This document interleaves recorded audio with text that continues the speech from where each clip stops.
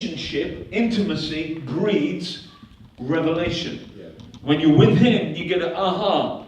And you think, really? For Manchester, for the churches, for here in Hull. Don't let the church cultures in the UK define what you think is possible.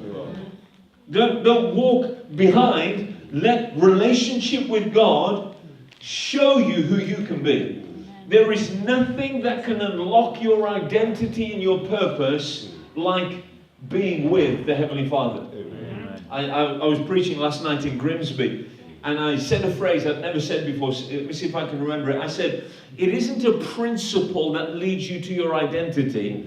It's not a principle that leads you. Let me give you a principle that unlocks what you're called to do. He's a person. When the Creator becomes intimate with the created suddenly see who they can be. Yeah. You can never unlock your full potential without deep, intimate relationship with the Heavenly Father.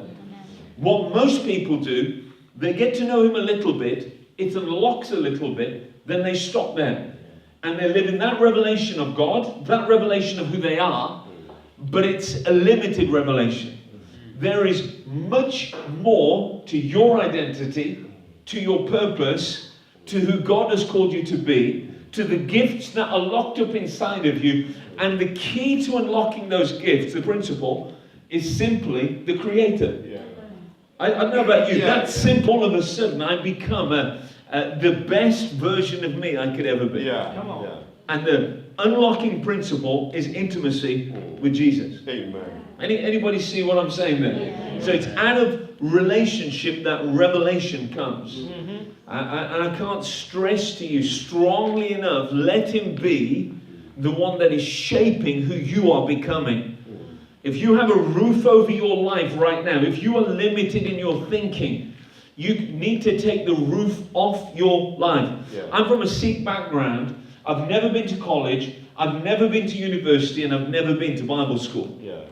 Wow. I've preached in more than 30 nations. I now preach in Bible schools. I'm now raising leaders and planting churches. Come on. Wow. I've written 4 books. Wow. I've traveled to many places. Don't let your history define who God is calling you to be. Come on.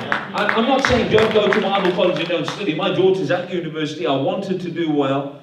I want my other kids to study. I'm not against that. I'm just saying my past could have served as a limiting force into my future. Yeah. Yeah. Somebody could have said, well, you're the wrong color.